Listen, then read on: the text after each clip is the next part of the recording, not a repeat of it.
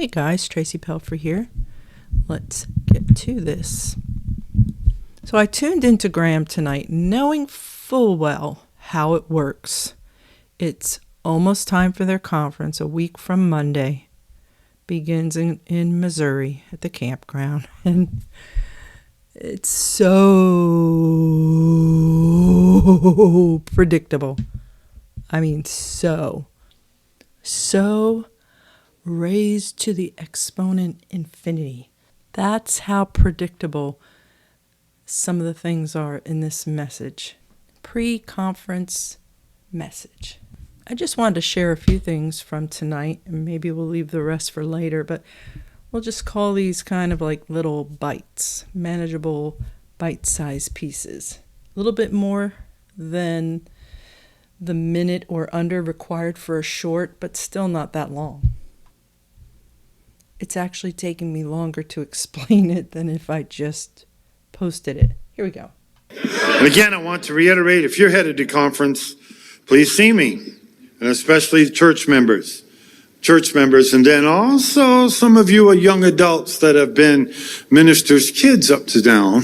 Not really sure what that means up till now. I need to see you too, because you want to be all adult now. You want to be all grown. I like that. She thinks she's grown. I like that phrase. Oh, you mean like that one girl who was 14 and she thought she was all grown? Or somebody thought she was grown enough to get married to you? Talk about robbing the cradle. Talk about creepy. This organization, like many groups of its ilk, love to prey on young girls. Why? We know why. Is this the devil fighting you, Phil, to point this out? How disgusting it is? You're not living in like Little House on the Prairie days where you had to start populating the westward expansion with your family and your children and your child bride so they could grow up real fast and you could start using them for labor at a really young age. This is twisted, and it's so a part of the fabric of this organization. Does anyone even blink an eye anymore? How many young girls in Graham and elsewhere are being pruned to be pawned off on some dude? You know why? You know why this is so sick? And I'm going to hang here for a moment. This reminds me of the Catholic Church. Because what they've created here is an insular society, and they have forbade people to marry, to date, to be interested in anyone outside of the group. Doesn't matter if they claim to be a Christian. How can they be? They're not us. As a result of that, talk about there has to be sexual frustration abound. And just like the Catholic Church that forbids its priests and nuns to marry, and then what does it do? It brings about and fosters evil and wickedness. And you know what I'm talking about. I don't have to go into it all. And the statistics are very, very high for things like that. Well, the statistics are high too for extremist controlling groups that don't allow their people. They forbid them. You're not allowed to exert your free will. You have to marry within the pool, within this little pool of few little guppies swimming around. That's your choice. You have to hope at the conference maybe you can bat an eye at some fancy girl and hope beyond hope that she's not a teeny bop or married. And if the pickings are slim, guess you better get out there in your place of your wherever you're laboring and invite someone out that fits your requirements and hope they get in. You know the deal. You've seen it. So because they throw these people together, these young girls, these young guys, and sometimes old men and young girls, Kekel and his wife have to teach classes up in Graham, this great Bible school, preparing for the ministry, the new generation. How to give and receive orgasms? Are you kidding me? Did you go tell your family that? Oh, hey, you know what I learned in Bible school the last month? Well, this husband I have that I've only had for like a month, after I talked to him for 2 hours on the wall and wasn't allowed to go out without a chaperone or even hold his hand or do normal things. Everything was made to be evil. Oh, yeah. So, it's the darndest thing. We're having trouble in our marriage. We don't feel close. We don't feel intimate. I'm not attracted to him. I'm pretty sure he's not attracted to me either. But Tanya and Mike said we'd make a good match. And if we don't obey them, if we don't take their advice, air quotes, then they really have no use for us, do they? Because the whole reason they're putting us together, it's like little pieces they're moving around. Pieces in some weird sexual reproductive game, not of chance, but they want this game to be of certainty. We want to populate the expansion of our organization. And so we need them to start right away, and we know what kind of little kids we want to come out. Go ahead and just start some kind of weird, creepy cult sperm bank where we like this brother. He has good qualities and he looks good. Oh, know about that sister he likes. So maybe we can get this pretty sister over here who's very outgoing. Unfortunately, she's married already. Maybe we can take his sperm and her eggs and put them together in a test tube. Or we can inject them.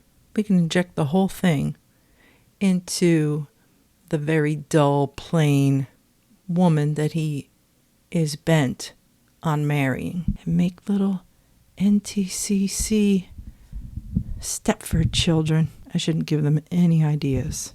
Oh, I want to marry so-and-so. Oh, no, she's not right for you. No. We have this other girl. Matches your energy a little better. You'll be so happy. Or else. Because there's really no one else to choose from. And she does know how to plunk out 3 whole chords on the keyboard. So and we taught that class on orgasms. So she's well on her way to being fully equipped for the ministry. And I truly wish I was joking, but I'm not. And for people out there who have family, you have young people in this group, you need to know what's going on and protect your children. If you're in the group and you are sending your young girls and your young sons off to be married at a young age to serve this corporation, you are doing them such a disservice to not let them go and pursue their interests and to be able to make a good living, just like the Keckles and their son. Why can't you do that? Why can't your daughter? Why can't your son? You bring them up in this insular society and you tell them they're called to preach. If they really are, then they will. But they have to have a skill to let your daughters just sit and play a piano in Graham. What kind of life is that? What kind of life is that? How empty and tragic. Tragic. It's epic tragedy. Encourage them to get out, experience things, meet people, affect people. If you believe you're a Christian, you have to get out of that mentality that you're fearful. If I'm not in this building with these people right here every single week, I'm away from God. I'm in a downward spiral. I'm going to hell. I'm probably going to hell. I don't know. I'll find out when we get to conference and they blast everybody that's going to hell. To see if I'm one of them. It's not fair. It's not fair. It's not loving. It's not compassionate. It's unfaithful. It's fearful and unbelieving. What are you raising your daughters for? You're telling them, oh, honey, you're going to go to the Bible school and you're going to learn how to give orgasms and you're going to be a wife and you're going to have children, maybe, unless they change the rule and go back to vasectomies again. But I don't know. Mike Heckle says that never happened, that people did it of their own volition. So likely you'll have kids. You get to have kids. You get to clean houses. Maybe you'll get to clean Tanya's house. You never know. And you're going to learn to treat your husband like a king. He's a king. He can do what he wants. You're his. It doesn't matter about that stuff in the Bible about. It doesn't matter. They know better. They're so happy together. And look at all their wealth. Don't you want to be like that? Or at least clean for someone like that? Be around them? Shake their hand? Have them smile at you? I'm raising you up for just that life. Because I love you so much. And God told me, well, he told Tanya and Mike that that's what God wants for you. So I'm being obedient to the men of God and the women of God. They're ordained. They know. They know this stuff. I am so fortunate and so blessed that God led us to this place. He meant for us to come here and die here. We can't go anywhere else. This is your life for the rest of your life. You see what happens? Do you stop to think about it? I know you do, because everybody does and did.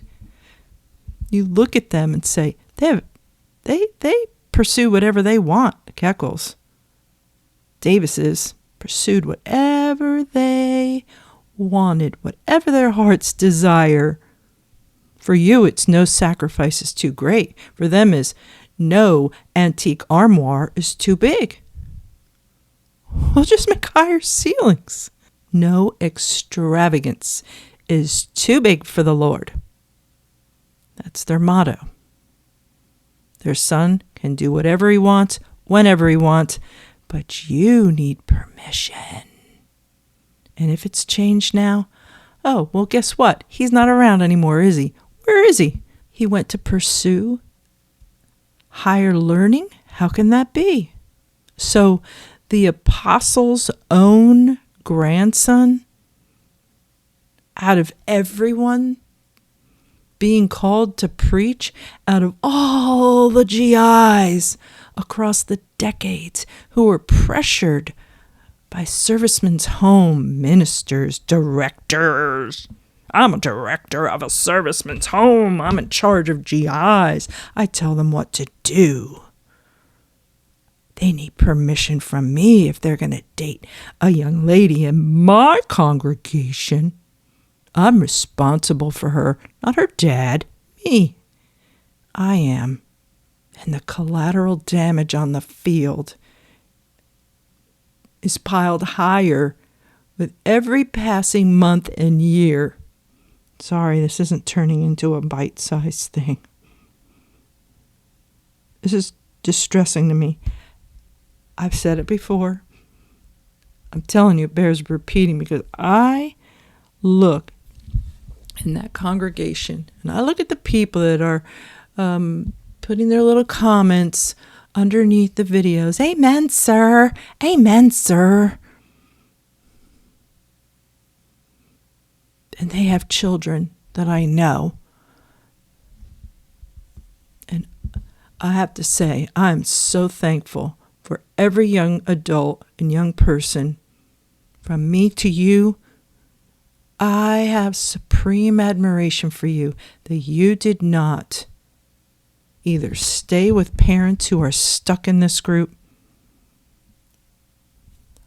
or stay there on your own after they left, that you had the inner fortitude and knowledge that this place wasn't right, and you left. And you left. And you didn't care who your dad and your mom were. You're like, I'm going to pursue normalcy. I'm so happy for you, and I really hope you exceed and excel in everything you do in life. And I hope you have some influence with those young people your age who are still in, and younger. I saw a video yesterday. It was for Graham, for their children's church. Not children's church. I think it's screwy up there, I gotta tell you. There's young kids sitting in the chapel hearing all that mess. And then there are these, what are they, maybe 13 to 16-year-olds? Yeah, they're being indoctrinated. And I saw them frolicking in on this little promotional video. And it grieved me in a way I didn't know it would. They're grooming them. They're indoctrinating them. And I just sat there and watching it, hoping, okay, I'm in my mom and dad's house right now, but as soon as I'm old enough, I'm out of here. I hope that drives them and compels them to do well in school so that they can make their own way to college, maybe even get a scholarship, something. Come on, mom and dads. Do right by your children. Why can the Keckles? Why? These kids are being raised in this organization to be absolutely used by this organization and to lead a miserable life. How can you do that? You see, how many times have some of these pastors been married and remarried? That's the life you're exposing them to and subjecting them to and just pushing them down that path. The wickedness of this. The wickedness. 14 years old, taking a wife of a 14-year-old girl. Did she even have her first period yet? My goodness.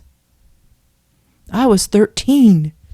You take a wife to you young. And some older men did too. Like older.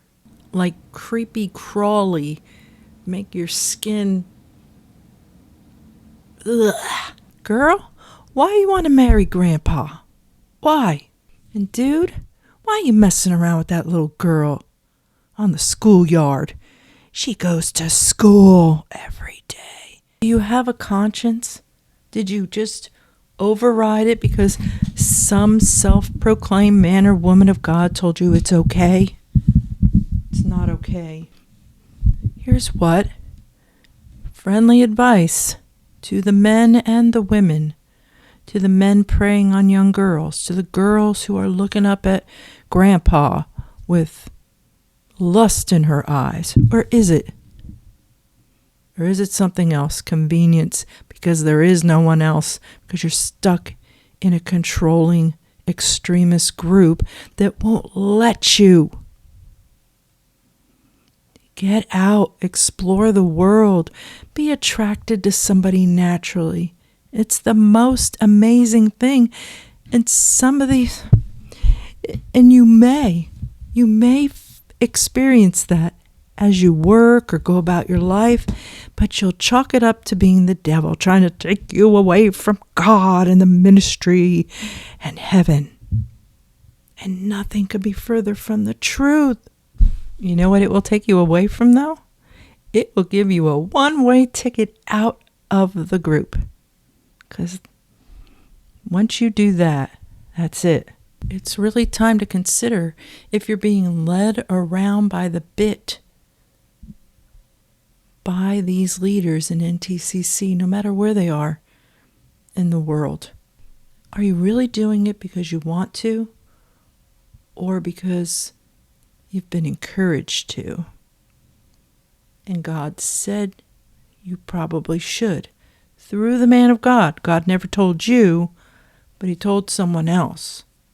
He lost your phone number or something. He had it in his phone, got deleted. He swiped the wrong way and deleted it. There was no record. So he went through somebody else. Don't give it a second thought. It's all good. It's all good.